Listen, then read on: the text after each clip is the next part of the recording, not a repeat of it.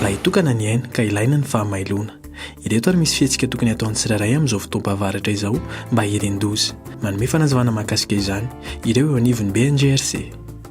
Tokony mailontsika rehefa tonga ny orana dia mijery ny trano izay isan'ny fonenanao aloha ianao ka raha ohatra ka misy ahia izay mety mipetraka aminao dia aleo kokoa miala ao anaty trano dia mifindrana amin'ny havana. Raha le olona manana an'le tambo dia mety tsy teny mihitsy izy aty amin'ny BNGRC hoe ratsy anie le tambonay ao hoe fa ilay olona manodidina afaka miantso avy hatrany ny BNGRC na koa mandeha mivantana makaty tonga dia eo no dia tsy maintsy mitady vahaolantsika. Raha ilaina ara ny famakinana zany tambo zany ny fandrodanana azy dia tsy maintsy atao zany zavatra zany zany toy izay ny ain'olona no hoafoy.